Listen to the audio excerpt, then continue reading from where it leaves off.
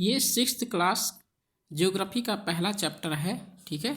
और ये 6th class की है एनसीईआरटी, ठीक है। तो इसे देखते हैं।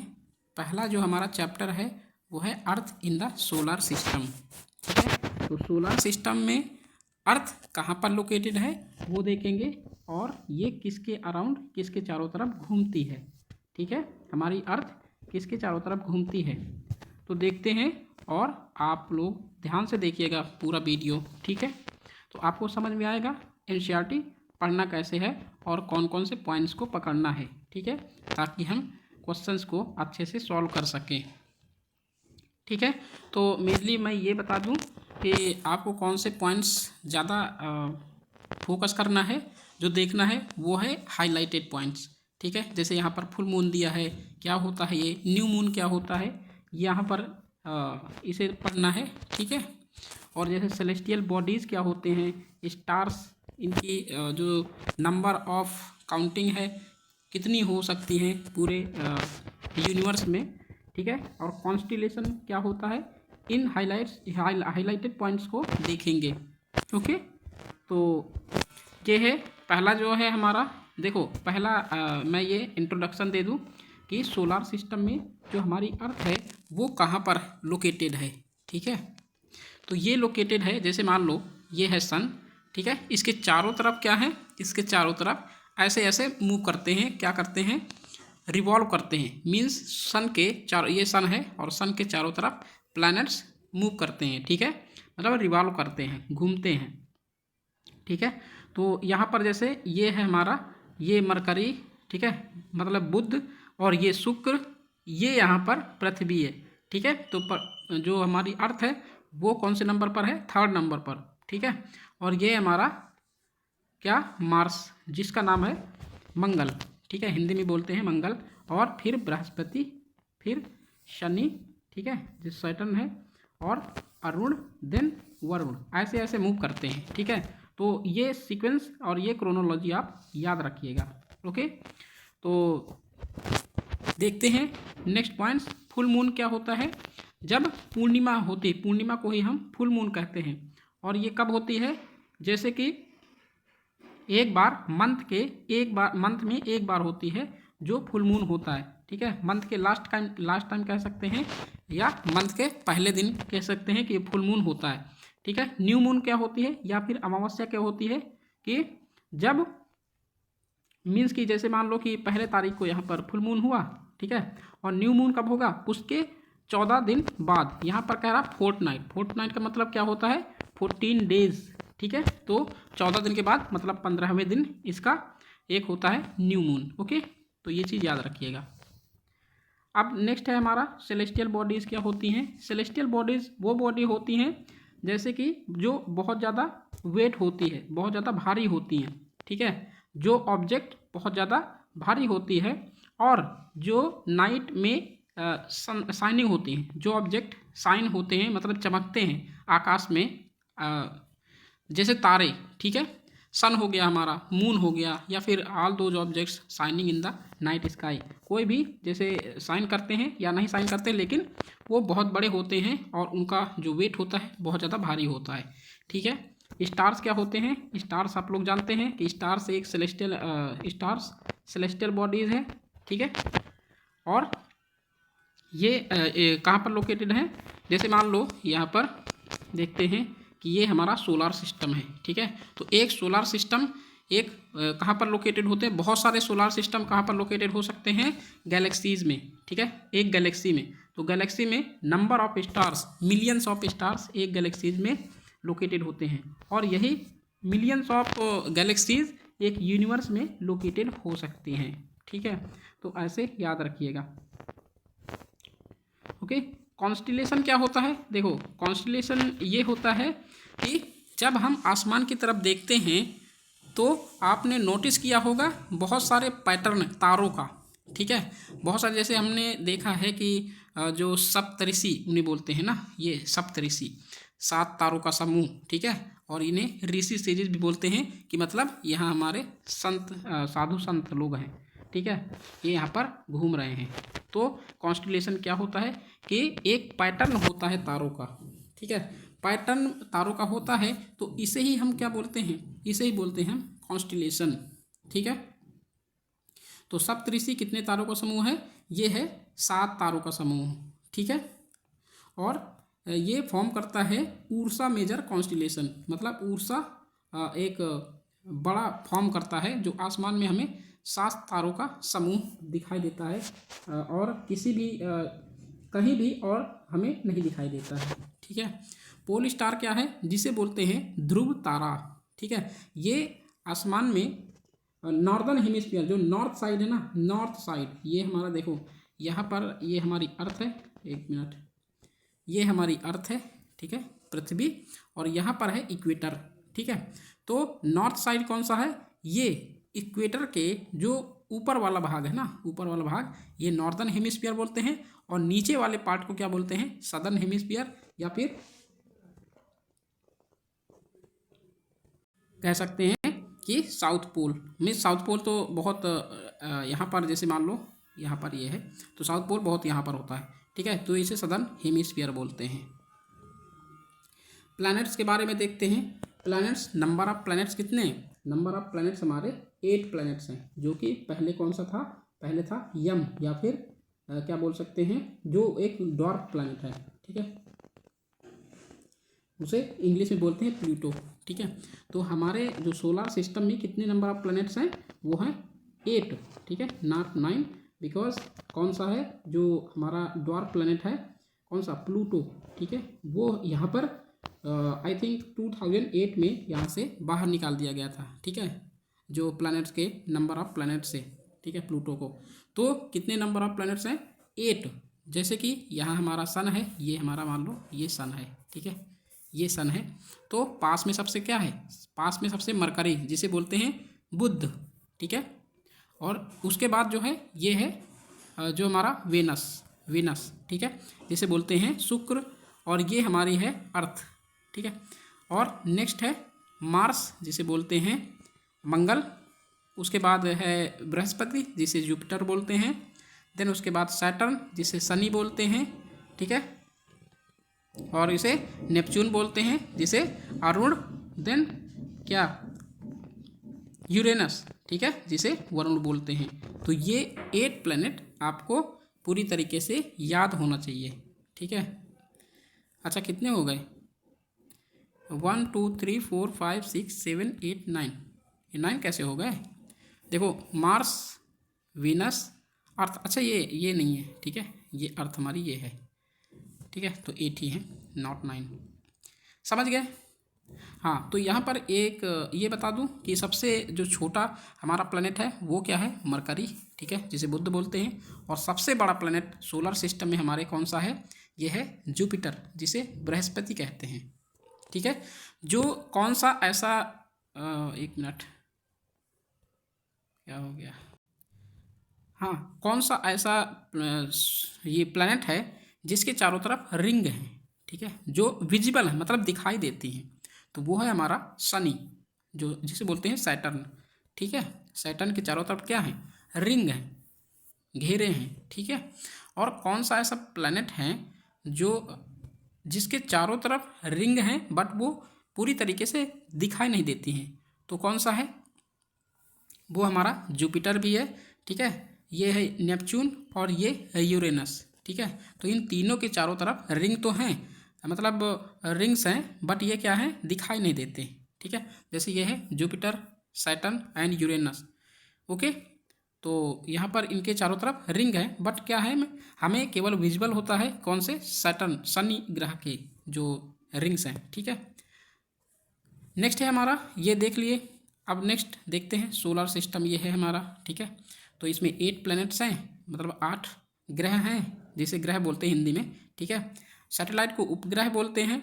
And some other celestial bodies, कुछ अदर सेलेस्टियल बॉडीज़ जिन्हें बोलते हैं एस्टेरॉइड्स। अब देखो एस्टेरॉइड्स क्या होते हैं, एस्टेरॉइड्स प्लैनेट से छोटे होते हैं। ठीक है, यहाँ पर दिया है एस्टेरॉइड्स और मीटियोराइड्स। ठीक है, देखो यहाँ पर बता दूँ मैं, यहाँ पर देखो ये है। ठीक है, ये हमारा सन है, और यहाँ पर कौन सा, मरकरी, जिसे बुध बोलते हैं, देन वीनस, और ये अर्थ, ये मार्स, ठीक है। और ये हमारा देखो ये मार्स है और ये जुपिटर है, इन दोनों के बीच में क्या है, एस्टेरॉयड बेल्ट है, ठीक है। तो ये याद रखना, एस्टेरॉयड बेल्ट किन के बीच में है, वो मार्स और जुपिटर के बीच में है। और ये हमारा सैटर्न है, ठीक है, और ये यूरेनस, और देन लास्ट में नेपच्यून, ओके, ये नेपच्यून है।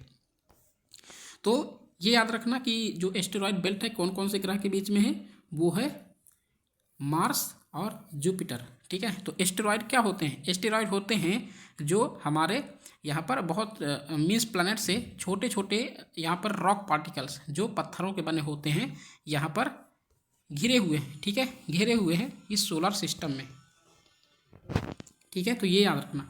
और यहाँ पर मीटियोराइड्स, ये मीटियोराइड्स क्या होते हैं, मैं इन्हें अभी आपको समझा रहा हूँ, ठीक है। देखो थोड़ा सन की बात कर लेते हैं। सन क्या है कि ये तो स्टार है, ठीक है, जो सोलर सिस्टम में हमारे गैलेक्सी जो मिल्की वे, ठीक है, इसे बोलते हैं मिल्की वे गैलेक्सी, ठीक है, मिल्की वे गैलेक्सी, या फिर इसे गैलेक्सी को आकाश गंगा भी बोलते हैं, ठीक है। हमारी जो मिल्की वे गैलेक्सी है उसे आकाश गंगा भी बोलते हैं, ठीक है। और ये सन जो है हमारी अर्थ से कितनी दूरी पर है, ये हमारे सूर्य से कितनी दूरी पर अर्थ है, तो ये 15 करोड़ किलोमीटर, मतलब 150 मिलियन किलोमीटर दूर है हमसे, ठीक है, सूर्य। और जो इसके प्रकाश हैं, रेज हैं, वो हमारे अर्थ में कितने टाइम में पहुंचती हैं, ठीक है, तो 8 मिनट, ये याद रखना, ठीक है, 8 मिनट में यहाँ पर पहुँचती हैं सूर्य की किरणें अर्थ में, ठीक है। नेक्स्ट है हमारा प्लैनेट्स। प्लैनेट्स तो ये हम देख लिए कि कितने नंबर ऑफ प्लैनेट्स हैं, 8 प्लैनेट्स हैं, और इन्हें क्रोनोलॉजी ऑर्डर में आप लोग याद रखना, ठीक है। और ये जो हमारे प्लैनेट्स हैं वो ऑर्बिट किसे बोलते हैं, ऑर्बिट करते हैं इस सन को, ठीक है। जो सारे प्लैनेट्स हैं किसे ऑर्बिट करते हैं, सन को, ठीक है, चारों तरफ। और इसे रिवोल्यूशन भी कहते हैं, ठीक है। एक होता है रिवोल्यूशन, एक होता है रिवोल्यूशन, एक होता है रोटेशन। रिवोल्यूशन क्या होते हैं, जब प्लैनेट्स, जब कोई भी ऑब्जेक्ट किसी दूसरे ऑब्जेक्ट को घूम रहा होता है, चारों तरफ घूम रहा होता है उसके, ठीक है, उसे बोलते हैं रिवोल्यूशन, ठीक है, रिवोल्यूशन।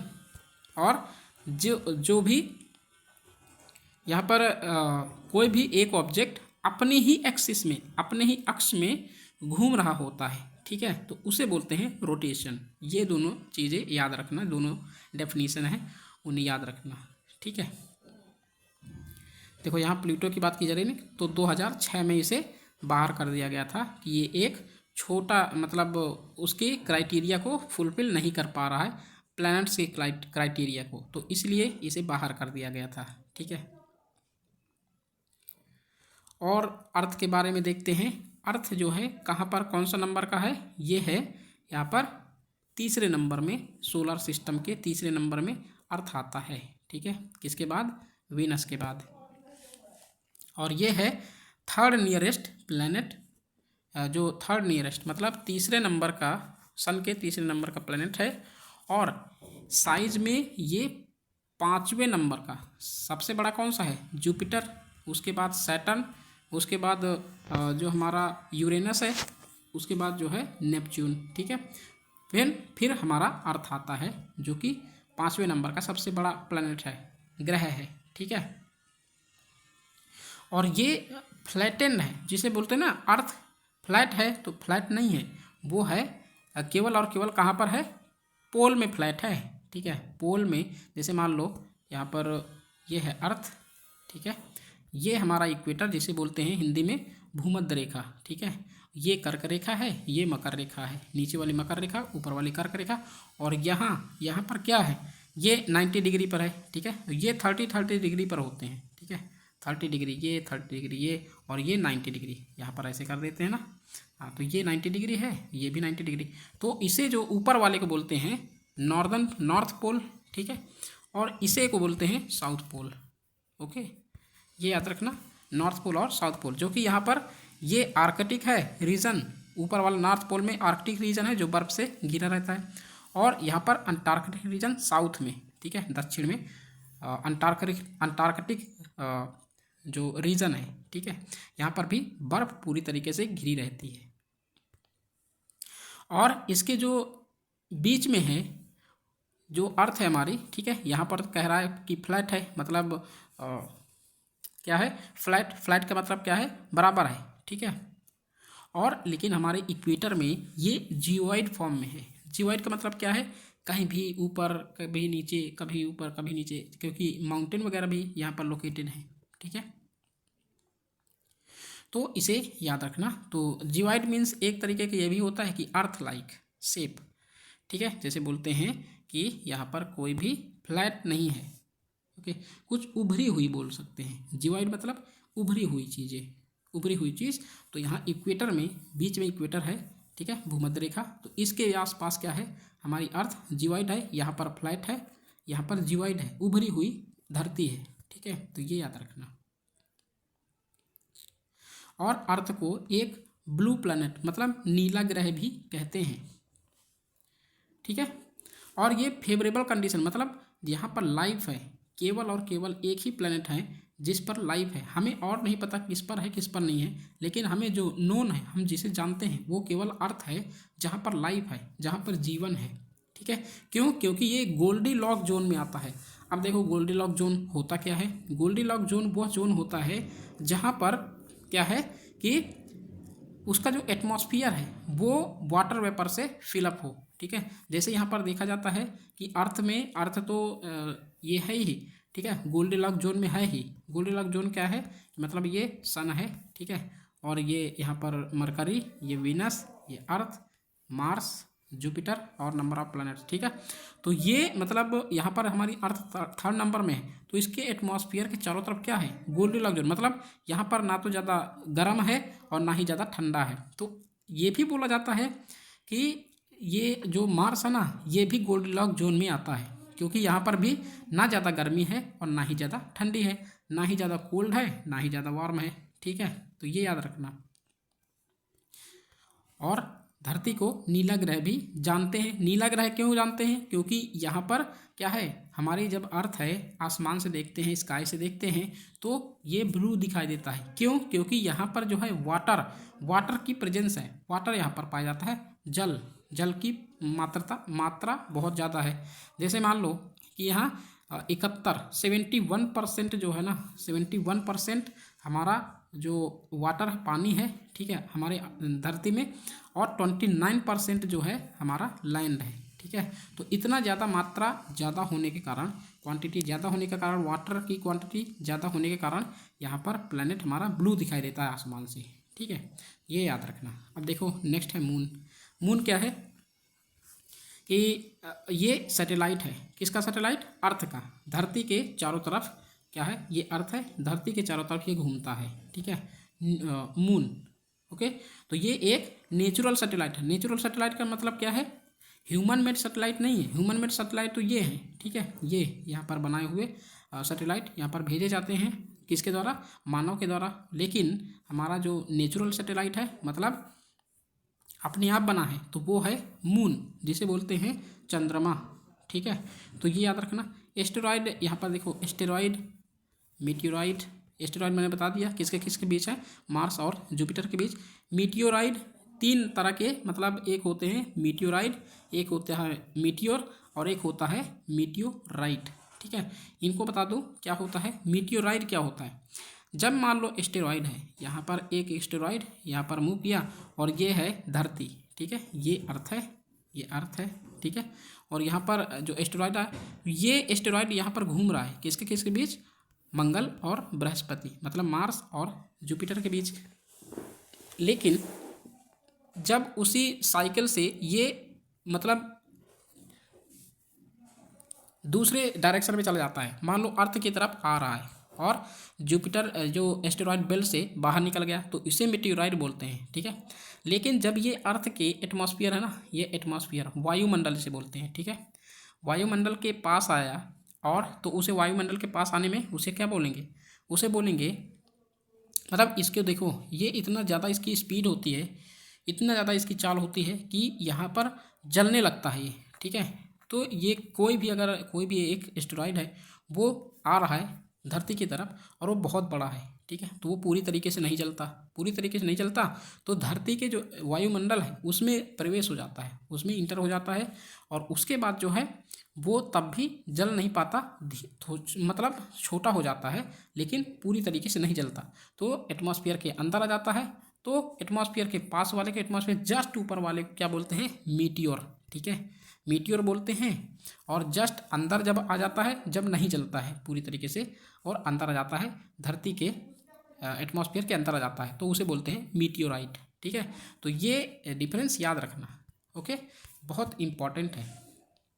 गैलेक्सीज के बारे में मैंने आपको बता दिया, जिसे बोलते हैं आकाशगंगा, और यूनिवर्स मैंने आपको पहले ही बता दिया कि यूनिवर्स क्या है, यूनिवर्स में मिलियंस और मिलियंस तारे हैं, ठीक है। यहाँ पर देखते हैं कि कुछ क्वेश्चन है, ये देख लेते हैं क्योंकि सॉल्व करना बहुत ज़रूरी है आपके एग्जाम पॉइंट ऑफ व्यू से। How does a planet differ from a star? Planet कौन सा होता है जो यहाँ पर क्या नहीं होते, ग्रह कौन से होते हैं जो अपने आप चमकते नहीं हैं, ठीक है। They do not